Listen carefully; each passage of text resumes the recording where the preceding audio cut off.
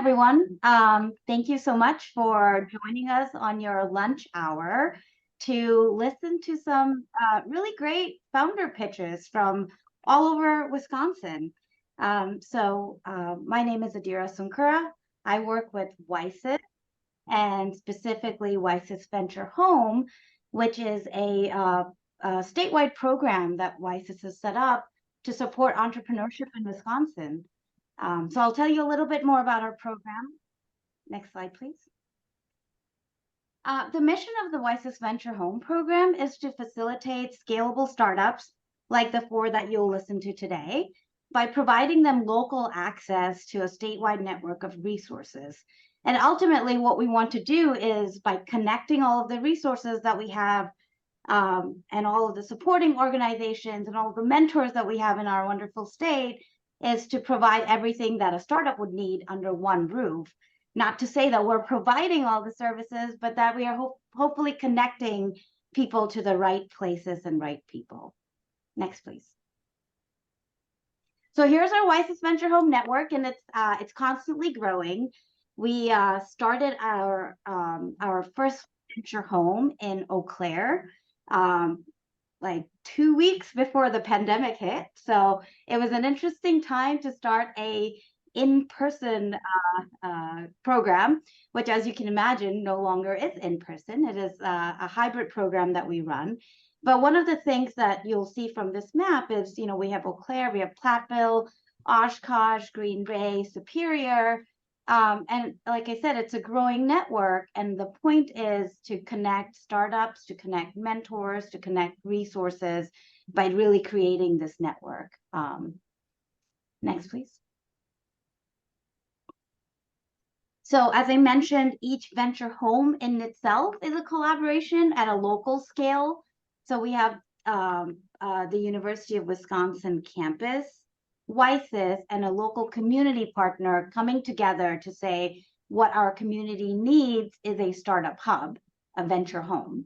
And as we create these VentureHomes locally, we're tying in all of the local resources with the local resources in other parts of the state, including, I should say, Madison and Milwaukee and all of the density of resources that are available there into a single network in a collaborative fashion. Next, please. Okay. With being a collaborative network and really utilizing the expertise that's across the state, a lot of what we do through the VentureHome program is concierge access to resources and really connecting the different fantastic resources that are already available across the state. We utilize the technical expertise that are on our UW campuses, along with transfer offices like WiSys Wharf and UW Milwaukee, along with statewide resources such as the Small Business Development Center. So far, internally at WiSys, we've made well over 300 referrals to over 185 companies, and that doesn't even include the one-off referrals that our partners at the various VentureHome locations are making as well. In addition to the concierge access, we also have a pre-seed accelerator program that each of these 4 founders went through. The WiSys VentureHome Level Up Pre-Seed Accelerator program is an action-oriented 5-month program for founders looking to take their scalable business or idea to the next level.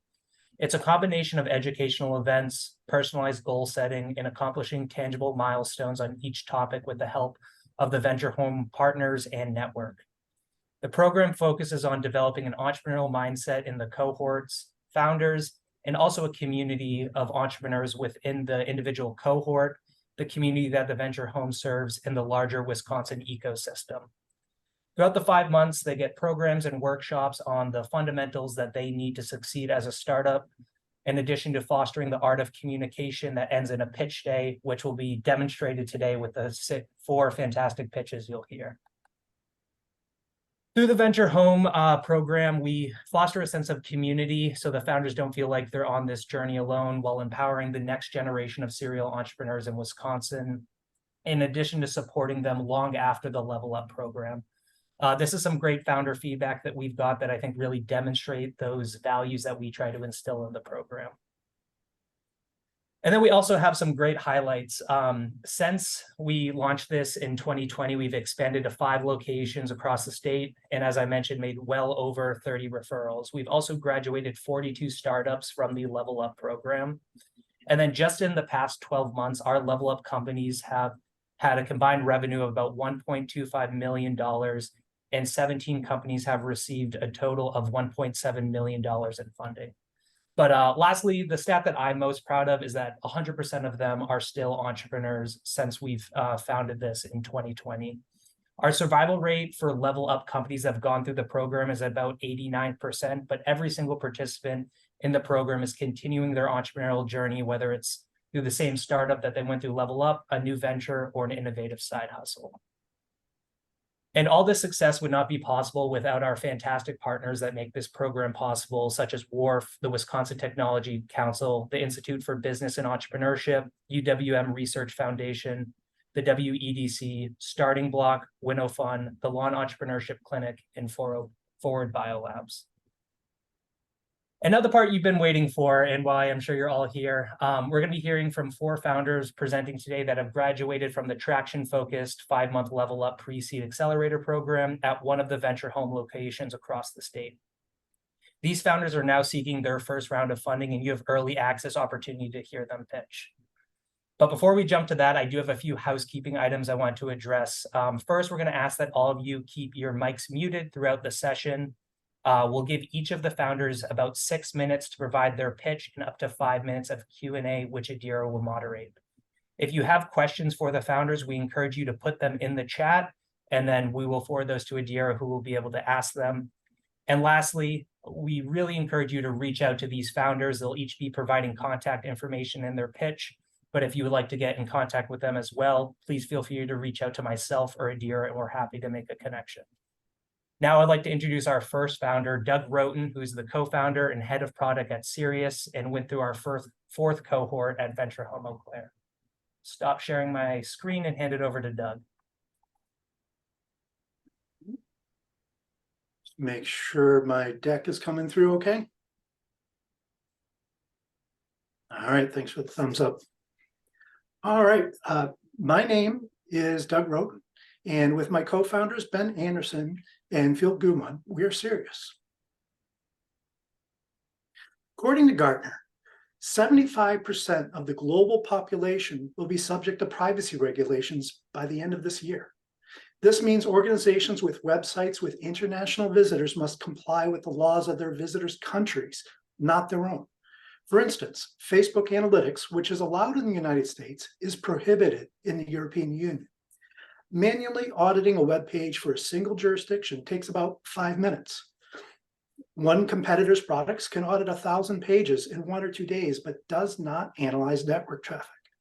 Manually mapping technologies out can often overlook certain details. Now, organizations with thousands or even millions of pages face a decision. Do they accept the risk of not auditing every single web page after every single change? Do they try mapping things out and hope everything's included? Do they try implementing the most restrictive laws and expect they are compliant everywhere? They could, but the risk of non-compliance can be steep. Fines can be up to 4% of a company's worldwide revenue, as Amazon discovered when they received a single fine of $886 million in 2021. For Amazon, this is a parking ticket, but for others, this could be devastating. Let's look at manually auditing 100 pages for 10 jurisdictions. It takes about a month for an experienced privacy expert like my co-founder, Ben, to learn a new jurisdiction. Assuming he didn't have to learn any new jurisdictions this time around, performing 1,000 audits would take him about 3 to 4 weeks to complete. At $150 an hour, this cost would be about over $12,000. For large websites with thousands or tens of thousands of web pages constantly changing, manually auditing pages just doesn't scale. Smaller organizations may not have the resources or expertise to regularly audit their website. Both need a better way to ensure their website complies with privacy laws.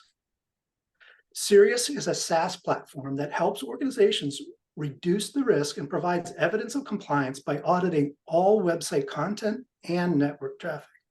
Now, with our platform, using policies managed by Cereus, one page can be audited in about 5 seconds and 1,000 audits in 1 minute. 1 minute.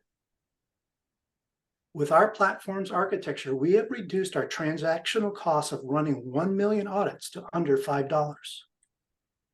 The top 12 companies in privacy management software have a market size of about $1 billion, and several industry reports estimate the total market value is even higher at $2.7 billion. With a projected growth rate of about 40%, the privacy market is expected to grow to $30 billion by 2030. In the 100+ interviews we've conducted, we found software companies not only have the most painful and urgent problems regarding website compliance, but are also willing to be early adopters. Using an initial contract value of about $7,000, we estimate our service addressable market at about $600 million. Focusing on our go-to-market strategy and specifically our pricing model, we are anticipating growing our annual contract value to approximately $40,000. This would put our revenue between $3 and $4 million with our first 100 customers based on only our monthly minimums. We anticipate launching with a free trial where our paid plans include monthly minimums and additional fees when customers flex beyond the limits set for each tier. Our pricing strategy also significantly impacts our annual contract value, making it possible to hit our target revenue goals while requiring fewer leads in our marketing and sales funnel. Our competitive advantage can be summarized in 4 key areas. Our fast crawler can audit 1,000 pages, including network traffic, in about 1 minute, and it has an extremely low operational cost. Our rules engine was designed from the ground up specifically for compliance, and the categorization of risks is enhanced using machine learning. Our pricing strategy is based on the key value metric of pages scanned, not domains, not jurisdictions, and not user accounts. Our free trial is designed to keep our customer acquisition costs low while providing a very fast time to first value. Through participation in VentureHome, we have updated our go-to-market and pricing strategies and secured $7,500 in AWS credits through AWS Activate, which will cover about 12 to 18 months of AWS operating expenses. During this time, we've also conducted an early prototype testing of our platform for handling 12,000 websites at a large media company. And since last month, we've been in touch with 2 different venture capital firms interested in further conversations and seeing a demo of our platform. We've also recently audited 20 websites for a company and found that 14 were not compliant with the laws in the European Union. If they do not take any action, forecasting their revenue at nearly $500 million, they face a fine of potentially $18 million. Our founding team has extensive experience in developing, building, maintaining products that solve real problems from real people. From architecting solutions serving billions of monthly customers to authoring specifications for the International Association of Privacy Professionals and advising startups and VCs in the cybersecurity market, our founding teams has the skills and experience to make our team or company successful. We are currently seeking $4 to $6 million in funding to finish the development of our core platform along with additional product offerings. Capital would be deployed in 4 key areas: product development, marketing and sales, business and product operation, and key hires. My name is Doug, and with my co-founders Ben and Phil, we are serious about helping companies put their website privacy compliance on autopilot. Thank you. Wonderful. Thank you, Doug. For the audience members, please feel free to put questions in the chat here for Doug. But I'll kick us off here. Doug, you know, great ROI, right? I mean, you're going from what, weeks to minutes in terms of the amount of time it takes to evaluate compliance. Can you tell me a little bit more about how you what your beachhead market is and how you kind of came to it? Yes, actually I can. So our initial customer profile, as I mentioned, software companies. That's the field that the 3 founders are really in and live in. So we know that market really well. That's our initial beachhead. So we look at that as our initial customer profile. We see us going beyond that, though. We want to expand into other industries as well, but that's where we hope to start. Great. No, thank you. You also mentioned kind of low customer acquisition costs, right? So tell me a little bit more about your sales cycle. Like who are you talking to, and how long does it take you from first contact to, you know, making a sale? Or what do you anticipate, I guess? Yeah, no, great question. So Got all the slides ready. Look at that. yeah, currently we're pre-revenue. We are in the process of working with different folks who have stated a potential interest in that. But one of the things that we see really trying to focus on is our free trial, because we want to be able to have customers on board to our product without talking to a sales rep, without providing a potentially a credit card, and just being able to try out our product. What that means for us, though, is that we could really lower the number of leads coming in through the top end of our funnel with that particular strategy. So from the slide, it looks like you're what, about 20% conversion rate? That's just a forecast or projection at this time. Sure. Great. Any other questions for Doug before we move on to our next presenter? Going once, going twice, and 3 times. Okay, thank you, Doug. That was wonderful. If you could please stop sharing your screen. Great. So our next presenter is Dr. Emily Elsner Twesme. She's the founder of Empower to Retain.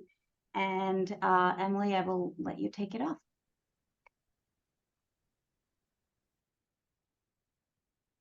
Hey everybody, I'm Dr. Emily Elsner Twesme from Empower to Retain, and today I'd like to talk to you about CoProMa, which is a way to support new mamas at work. At Empower to Retain, our mission is to make workplaces inclusive. This is a simple phrase, but it's a very complex solution. And the first place that we're going to start is by working with new mamas who really need us a lot. In 2005, the Harvard Business Review reported that 44% of women take a break from work for family responsibilities, but at a high cost on reentry. So if a woman is gone for less than a year, she reenters at 11% of a salary reduction. But if she's gone for more than 3 years or more, she re-enters the workforce at a 37% salary reduction. In 2019, science reported that 43% of women in professional STEM jobs switched fields, transitioned to part-time work, or leave the workforce entirely after becoming a parent. And in 2023, the Forbes reported from the Bureau of Labor and Statistics that $295,000 is the average cost to a woman in her lifetime career earnings for caregiving responsibilities. So this reflects a 15% reduction in a mama's lifetime earnings. And why take the time to talk to you about this is like 20 years roughly, and it's been going on longer than that, but like this hasn't substantively changed, and so we need to do something about that. So first, we're going to talk about Nikki. Nikki is in her early 30s. She's been working in her industry for almost a decade. Nikki's worked with her current organization for 3 years and was recently promoted. She is professional, dedicated, and motivated to succeed. Nikki's out on maternity leave for 3 months. In that time, Nikki's priorities have understandably shifted. Now her number one priority is her new baby and her family. And Nikki head back to work to her day job after her maternity leave, and now she has 2 loves in her life. She has a new baby that she loves very dearly, but she also loves her professional work, and that's where the real challenge starts to come in, because now Nikki is going to search for this mythical work-life balance. She now has to navigate the physical and emotional demands of a new baby, the physical and emotional demands on her body, and the physical and emotional demands at work. And the reality here is that there's no one size fits all solution for this. Each woman needs to find a solution that works for her baby and her family, for her body, and for the specific position that she's in a specific organization. So enter CoProMa, software to support new mamas at work. So how does this start? We have a questionnaire that prompts new mamas and her partner to think about what changes she might need. So this would be like a pumping schedule, standing meeting times and how that relates to daycare pickup and drop off times, travel requirements, check-in meetings, follow-up medical appointments. In professional settings, we don't usually talk about bodily functions, right? Like, when's the last time you were in the middle of a meeting and somebody was like, I have to pee? Like, we don't talk like that in professional settings, right? And so when you have to start talking about breastfeeding and pumping, that can be really awkward, especially if your manager is male and decades older than you. It can be a really difficult conversation to have. So we want to try to help that. So after the mom fills out the report or the questionnaire, we have a report that's sent to a manager that simply lists like the changing circumstances, and it's really meant to be a conversation starter. So it might look something like this. Hi manager, thanks for supporting Nikki during her maternity leave and the transition back to work. Nikki, this is like a challenging time for everyone, but Nikki's trying to be proactive during this time. Here's a list of changes that Nikki would like to make in the next month, but please realize that this is a conversation starter, not a list of demands. So here we can say, like, here's the pumping schedule that I need, and this breaks the ice, right? Like, no one has to talk about it directly. It's just like, here, and let's talk about it.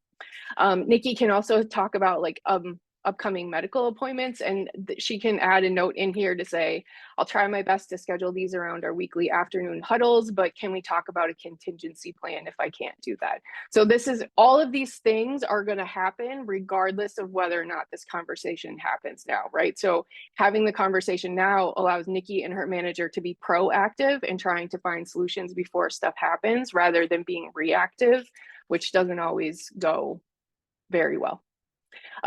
This software also has a subscription, so and it will ping the new mama to monthly make changes to the accommodations that she needs, because these changes move very quickly. And especially, this is really important for new moms who are sleep deprived, their hormones are still like trying to get back into normal zones, and so this like really is helpful. And then there is also resources for all people. So whether it's the new moms or the managers, for how to move forward, so no one's left in the dark. We are going to start focusing on small to mid-sized businesses in the infotech, financial, and professional services category. We are choosing this market or this group specifically because they don't often have large HR teams in the organization, and sometimes there's like one or two people for the entire organization. And so these types of places are not capable or equipped to deal with this kind of transition well. In terms of product pricing, say that 5 times fast, we have a free trial. It's a back to work checklist to get people into a sales funnel. The full product will be $7 a month for the new mama to access this questionnaire and the reports. It's really important for us for this to be a low price point so that the mom can pay for it herself and be her own advocate and not wait for her organization to do it. It would be lovely if her organization did, but it may take some time. Enterprise subscriptions will start at $45,000 a year, and we'll have an in-house HR resources on a dashboard, training and resources for managers, resources for mamas, and other software solutions as well. In terms of projected growth, we are just going to start getting at least 100 new mamas a month to join our subscription. And we know that the enterprise subscriptions will come as that happens, because as people recognize how valuable this is, that's only going to grow into organizations wanting to jump on board. Here's our team. I have a doctorate in business administration. I've worked in higher education and in business consulting. Lauren Sichterman is my co-founder. She's a senior software engineer at American Family. This is a picture of us. We have been friends for 10 years, and so family is a big part of what we do. And we're currently building our board of advisors, and Nick Amundsen is officially on board as an advisor. He's a senior vice president of strategy at Jamf and has worked with enterprise integration as well as scaling businesses. So we are looking for $550,000 for a 12 to 18 month runway. At the end of this time, we'll have a custom software fully developed, a sales process and content marketing fully tested and developed, a paying customer base of approximately 500 new mamas, and a team of 4 people ready to grow. So are you ready to support new mamas in their transition back to work? We'd love to have you join us. Thank you. Great. Thank you, Emily. Wonderful presentation. I think we have one question in the chat, but before I get to that, I have a question of my own. Yes. Been there, done that, right? So I get the value, and you did a wonderful job of explaining the value to the moms. Could you tell us, and you touched on this a little bit, tell me a little bit more about the problem from the organization or company side, right? You mentioned retention being important. You mentioned, you know, replacement and training and these kinds of costs. Do you have any data on that? Like how much does this problem cost a small to mid-sized company?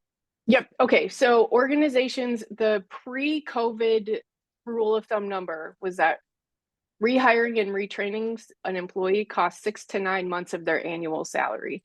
So if somebody makes, I am an English major at heart, so I can't do the math on the fly. So if somebody's making $60,000, it's probably at least $30,000 or more to rehire and retrain somebody to fill this position. And I was having a very difficult time finding good data about how many moms like don't go back to work after their maternity leave or don't. But as we've been talking to moms, we've realized though that like in some industries, new moms have their baby and then it's really difficult for them to continue on with their job. With we were talking with someone who's an occupational therapist, and so their schedule is 6 a.m. to 6 p.m. and that's what it is. That's very difficult for a parent. And as a result, in this particular clinic, there was only occupational therapists who were like of a certain status.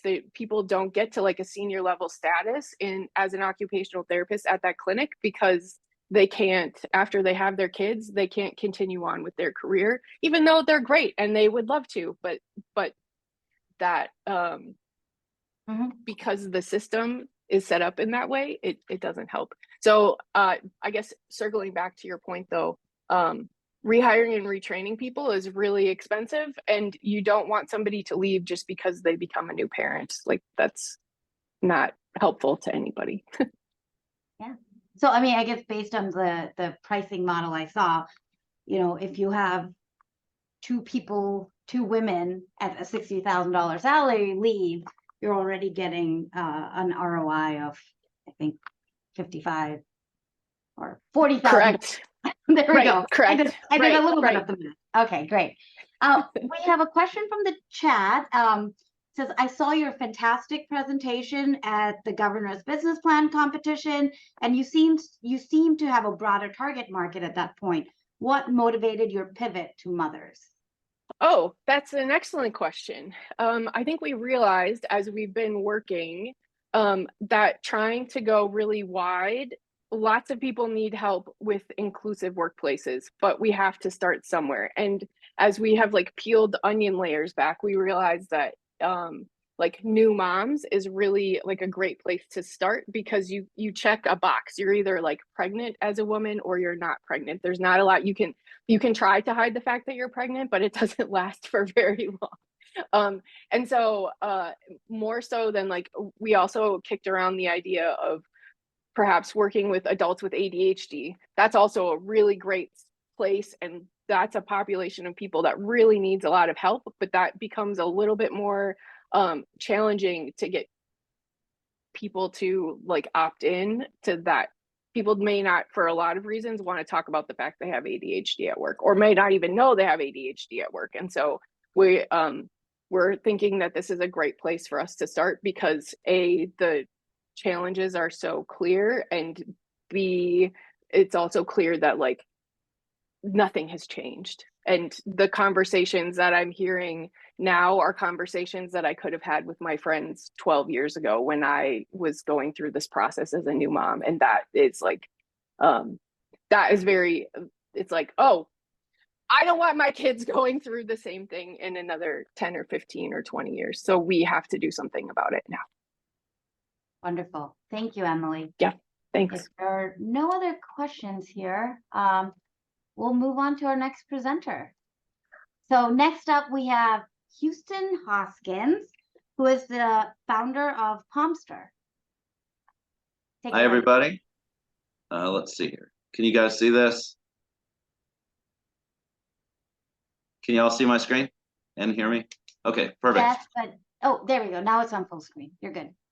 Okay, cool. Hi, Houston Hoskins, founder and CEO of POMster. This is sorry, let me just proof of market dashboard where we track and verify the earliest signs of future revenue for startups. So first, I'm going to do a quick intro to the team, people who are going to be bringing this thing to us. Myself, I'm a second-time SaaS founder. Really excited to be a part of this. My previous venture was venture-backed, so I understand exactly how difficult the problem that we're getting ready to get into is to overcome. We do have a CTO. He's a senior software architect, so he is able to, but we're able to affect this build internally, which is an enormous asset and has been an absolute game changer for us since he came aboard. On our advisory team, Kevin Kennedy, he's worked on the enterprise SaaS side as a innovation chief and lead, as well as an investment chief and lead. His background is M&A. So the game here is to try to get as much from his experience to understand the other side of this table from the founders. So the problem that we're tackling as a founder, particularly as a founder trying to peddle a capital intensive product build, we meet this dilemma right out of the gate. You have this cool idea, it's going to change the game. All you have to do is go raise a little money to build this product, to introduce it to the market and sell to customers. The problem is investors want a customer's commitment before they're going to invest in the product, and the customers want a product before they're going to deliver that commitment. So this is a dilemma that we're all very familiar with. This would be really striking in most fields, but in the early stage ecosystem, this is the standard, and this is where we're engaging. But before we get to the solution, just want to show you a little bit of collateral damage that we're going to overgo. And before even getting into the damage, I want to start with the good news. Traction is still king. This is still the make or break for most investors. We can split hairs, and I've seen it done a lot of times, on what traction is. So for the purpose of this presentation, we'll just use it. We'll use the definition provided in Webster's dictionary in the business application, that it's just the support or interest that is needed for something to succeed. So these statistics represent the very first mass culling of startups as they enter into the world. So what solution are we offering? We're offering the ability for founders to demonstrate and efficiently deliver verified traction at this early stage in the game. A lot of these companies are pre-revenue, oftentimes pre-product. So I'm sorry, always pre-product, oftentimes pre-revenue. And this has been the ability to deliver a platform for an investment community or a support ecosystem stakeholder to be able to view what the startup activity is doing and how that translates into traction has been a game changer for the people that we're going to work with. So why would they use this tool? Well, frankly, it's easy to use, and it's just another multi-dimensional view on things that are high priority, like founding team competency rates, market appetite for a product that is primed to go. That's why on one side of the table, the investor community would consider using this tool. So this is a pretty technical, intensive build ourselves. There are some integrations here that are necessary to continue to make this thing go and do what it's supposed to do and be user friendly and efficient. And our roadmap does include growing with these founders and continuing to add value as they hit these fundraising milestones. The market that we're playing in, I mean, again, I sort of love being hyperbolic and sort of hate it, but the interest in a tool like this at the early stage range from the global innovation community all the way down to pre-seed US-based SaaS startups. That's where we are focusing now. Our go-to-market strategy, so the way we're going to build this thing out, we're going to start with the startups. Again, this is a founder-facing dashboard. We're going to then secure customers sort of one leg above them that have a vested interest in supporting those startups. They They tend to come in the form of NGOs like chambers of commerce and EDCs, to accelerators, universities, incubators, teams like that. And there's also a heavy interest in the pre-seed capital providers and institutionals and investment accelerators. We're founder facing, so we're keeping our revenue model lean. We want this to be accessible to founders that are serious, that have a real chance at fundraising. But we have bulk package pricing available for those ecosystem supporters and institutionals and other people that want to purchase this tool on behalf of the founders in their sphere and make this a resource that they can deploy. So the differentiation between POMster and kind of some of the other software that's out there living in this world, right? This is sort of CRM, sort of forecasting, prediction analytics, but we actually verify this information. So there is no, we can relieve a lot of the insecurities and skepticism that founders face from this early stage investment community. Our own traction. Here are some of the milestones that we've hit. We are onboarding on Friday. So 2 days from now, this dashboard will be live with our beta users. POMster will be one.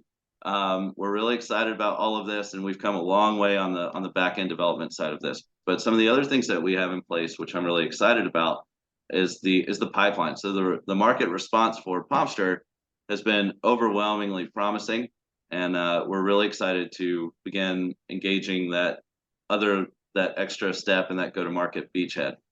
So we've got some organizations that are well placed and excited to see this thing live. We're asking for connections in this world, founder referrals, and introductions into all of those different ecosystems that may not have the resources or networks in place to satisfy the resources needed by their entrepreneurs. We are going to launch a fundraising campaign for our first investment round. These are some of the things we hope to hit. I'm way over time here, Adira. I'm sorry. So that's going to and that's all. That's a wrap. So went over. Thank you, Houston. That was a great presentation. So what I'm getting from this is you're your own ideal customer, right? Yeah, absolutely. So and have been on both ventures, right? So I built POMster because in my previous venture we needed POMster, which is how founders work a lot of times, right? The previous venture was built because we wanted that tool to exist in the world. So. And you mentioned this is going to be live in a couple of days. So tell me a little about how do you, POMster, plan on using POMster? And I don't know if you could give like an example of what the verification process means. What do you do there? Yeah, so this is part of the prototype dashboard. So it'll look really, really similar to this, but this one is not live, right? But some of the things that we're tracking and verifying, and POMster will be doing this as well, is that initial phase that all startups have to do, and the startups that I'm sharing a stage with today are really familiar with this, but customer discovery and feedback. So that's the first thing that's going to, as a founder, you want that because it helps you improve your product and helps you improve the strategies you take to engage the market.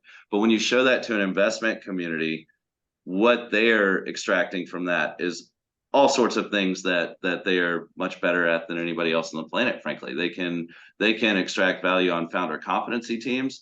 They can determine whether or not the market really is appetitive towards your product, and they might be able to determine that there's even more markets set up that are adjacent to the market that you're targeting as a founder. So the value is really wide reaching for both groups at the table.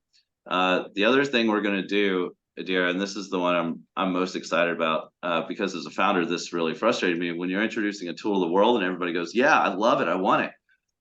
Those verbals are much easier to get than letters of intent, right? Letters of intent favor, again, if you can get one, you should, but they do tend to favor the well-networked, the well-resourced, and the well-educated, those who have been, second-time founders, third-time founders with exits. People that have that network in place, and that network have an established trust with that network to be able to go out and get those non-binding documents that are really elusive to founders that don't have, a buddy that's working at, the local enterprise that's going to give you a non-binding letter of intent.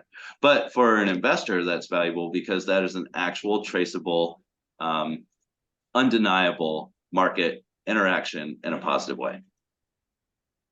Right. Maybe I over-answered. Sorry. No, that's very helpful. So you kind of touched on this, but tell me about the verification piece of it. Like how do you verify that? So I should have said, I really appreciate that question. Right now we're going live on Friday. I do want to kick all of the technical questions over to Alex. Now that I'm not managing the build, I don't want to say something that would be wrong or give away sort of a family recipe. So I'm not trying to dodge the question, but I'll just say right now there are lots of fingerprints, sort of digital fingerprints, and these activities are happening. There are lots of opportunities to undeniably track and show that these interactions are happening. So for the verbal, for example, one of the ways that we're doing is we're just simply getting second confirmation from a potential, whoever gave you the verbal. So if just for example, if Emily was like, I love POMster, I'm going to use this, let me know when it's out. I might just send her a quick note saying, Emily, this is non-binding, but can I just get something here that we can show, so that when I go back to my community of investors, they can know that I'm not just full of optimism and extracting my own words from Emily's meeting, or my own meaning from Emily's words. Sure. No, thank you. And for those of you who don't know, one of WiSys's areas of expertise is intellectual property protection. So I appreciate you wanting to keep your trade secrets secret. So thanks, Houston. All right. So next up, we have VocaTones, and Natalia Shmueli will be presenting for the company. Hi. I'm Gregory Grissom. I'm the CEO of VocaTone Studio, and I'm joined today with my wonderful business partner and CFO of VocaTone Studio, Natalia Shmueli, who's going to be presenting to you our company and our newest product, Magni AI. Take it away, Natalia. Thank you so much, Gregory. Let's see here. Perfect. Share screen. Tell me if you guys can see everything. Okay, is everything good? Can you hear me? Okay, perfect. Well, hi everyone. I'm Natalia Shmueli, and I am the co-founder and CFO of VocaTone Studio. VocaTone enables creators to quickly and easily generate high-quality vocals for music, animation, and other text-to-speech applications. Our newest project, Magni AI, puts a talented multilingual pop star right in the user's pockets. Today, our voice technology has been used in films made by Netflix, such as Bee and Puppycat and Marvel's Guardians of the Galaxy. We have worked with singers such as Yohio, the Swedish representative in the Eurovision Song Contest for 2013, in our pursuit to create high-quality vocal instruments from talented singers. And we are connected with major cloud-based composition services, and we have collected 4 letters of intent from audio software companies, and we are nearing the completion of the AI implementation in our software. So I, together with our team, have been developing voice technology for over a decade. Through our experience, we have learned that music brings the world together. If music is a shoe, lyrics are the laces that bring it all together. People can sing songs in languages they don't completely know. Computers, however, cannot. There are more than 7,100 languages spoken today. Only 6 languages are available amongst all of our competitors' softwares. This has led to an entire international audience being completely locked out of that singing synthesis creative experience globally. There are many music producers who choose not to sing in their own projects for whatever the reason may be, so they sometimes get a singer to come into the studio and to record. But since the pandemic, that's sometimes become harder. Many singers are unable to read sheet music, and they often need to use a reference vocal track. Even with a reference vocal track, it may be difficult to sing those songs that are faster or way too high for them. Both video game and animation studios commonly feature vocals within their projects. Like music producers, the pandemic has often given them trouble with getting voice actors to the recording booths. Vocals for characters are often cartoonish, and the ideal vocal for a character may be difficult or impossible for a person to produce over long periods of time. We also noticed both a distinct lack of audio resources for other languages and a deprioritization of public music education. Many low-resource languages may not have access to the same technology that other languages do, making digitization of historic documents difficult. And according to the Save the Music Foundation, public education for music, has had a decrease of up to 40% in certain areas since 2008 alone. So what do? VocaTone Studio gives a voice to the world, enabling musicians, educators, and creators worldwide to synthesize high-quality vocals in over 70 languages for use in any of their projects. With only a few hours of singing, our engine, Magni AI, can transform a vocal into an instrument. The concept is simple. Draw whatever notes you want, type whatever lyrics you wish, and press play. You have studio-quality vocals straight from your computer. We have 2 business-to-business models, which allows companies to develop their own voice instrument, developing a network orchestra of musical instruments for $10,000. We have a scaling price API integration for implementation into software for video games or anything like that, or hardware such as karaoke machines. We have 6 business-to-customer models, physical and digital downloads for $85 or $125 individually. We have a cross-lingual model, which allows, if you have a vocal that you like, but it's not available in the language that you want, you can pay $10 a month and it will be available in all of our languages. So we also have access to all first-party vocals for $20 a month, or both of those for $25. We've had a lot of traction. We won the People's Choice Awards at the Wisconsin Early Stage Symposium. We got 4 letters of intent from third-party developers, including a cloud-based digital audio workstation SaaS system. We were featured as a guest in the Wiz Business, the show podcast, and we were featured in MKE Startup News and Madison's Capital Times. All of that is good and dandy. However, the people who really matters are our customers and our fans. So we have seen a lot from them. We've seen it on YouTube, Facebook, Twitter, Japan, China, all over. We translate some of the comments. You can even see down here a poll that we did in the bottom right. We got close to 1,500 or 2,000 responses. I don't remember the exact number. And we asked people their ideal vocal. And even up at the top was a third party that asked, like, what synthesizer are you most excited for? Even comparing us to major third party synthesizers. And we got 77% of the vote. So like, obviously there's a lot of interest in this. The market size has a compound annual growth rate of 9.4%, and it's been growing ever since. It's rapidly growing. There's a huge market for this. Gregory Grissom has had over a decade experience in voice technology development.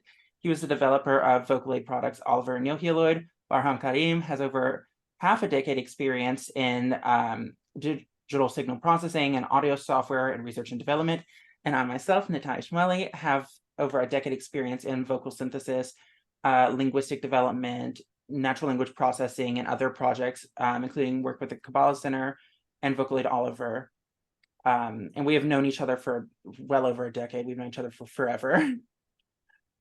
We are seeking 500,000. We are QNBV certified. Here's a little bit about our budget breakdown.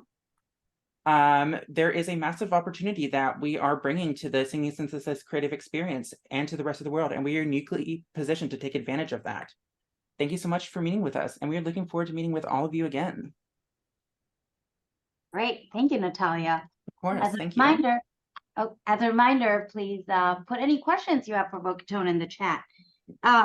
Over 70 languages. Wow. Yes. So you're able to do that like now. Over 70 languages. Wonderful. French, German, Italian, Hindi, Arabic, Greek. Yeah. Very cool.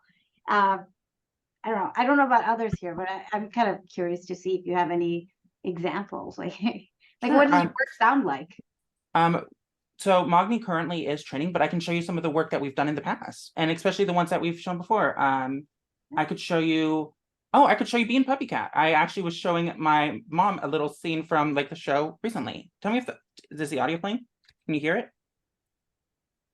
No. The audio's not playing? Oh shoot. Sharing advanced options.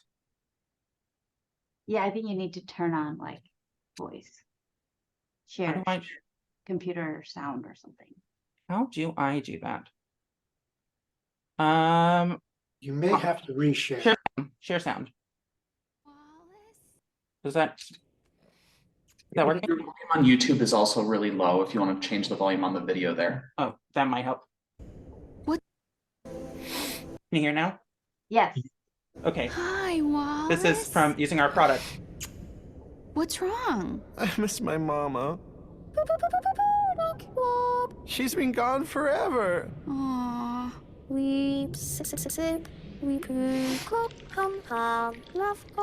Do you want something to drink? No, thank you. You want a snack? No, You want a nap? no.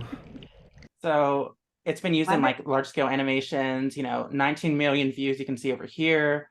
I could show you the So which voice was that was Oliver. That was or I don't know who Oliver is. that is this boy right here.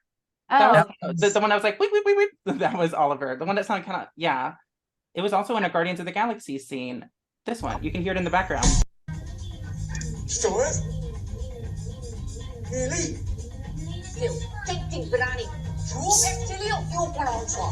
So our products have been used in both of those. So, we've had like major success on like public domains on like, Yeah, great. I have a follow-up question with that. So that's really cool. Yeah. Can you tell me? I know you kind of showed your pricing model. Tell us a little bit more about that pricing model, because it sounds like you're not licensing of these voices, right? So yes, we treat them like instruments, and it does make, to be honest, for me, it makes the most sense to treat it like a guitar. And in that sense, if I think of it like a guitar, you wouldn't license it out you only license it out for the imagery of the library. So like if they wanted to use Oliver's imagery or something, but you wouldn't pay Fender money if you use a Fender guitar in your music track. So I think that's like, it kind of seems a little bit unfair to do that to a lot of musicians, unless the library itself is a recreation of a famous musician, like, who like Beyonce. If Beyonce decided to come to us and whatever, then that's a case by case basis.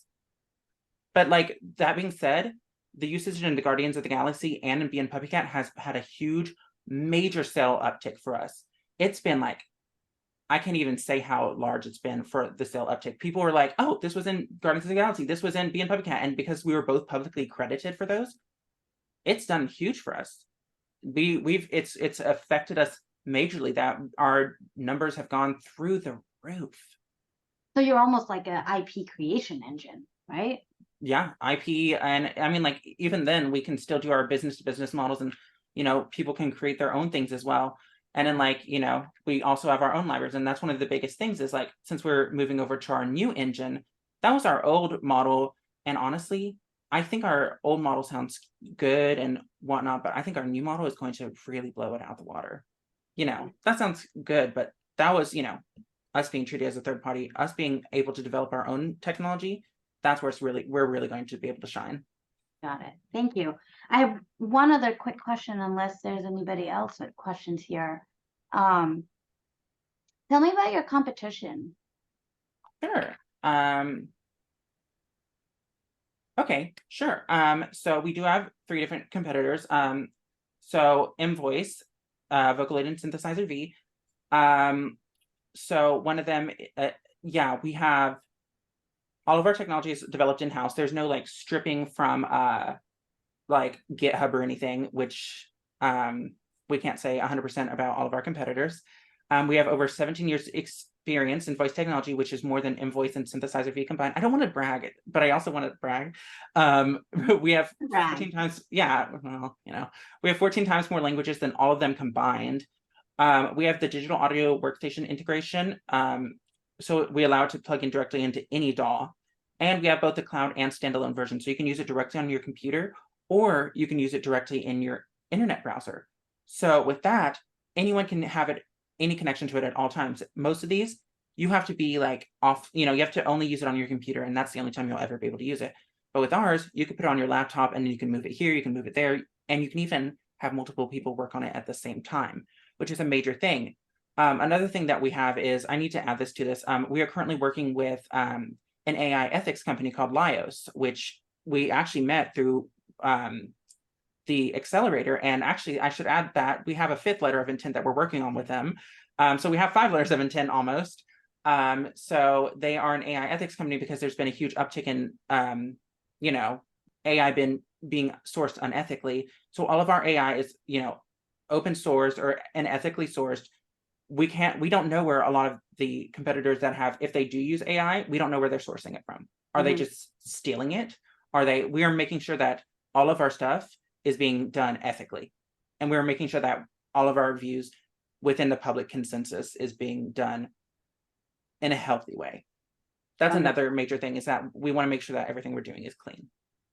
Wonderful. Thank you so much.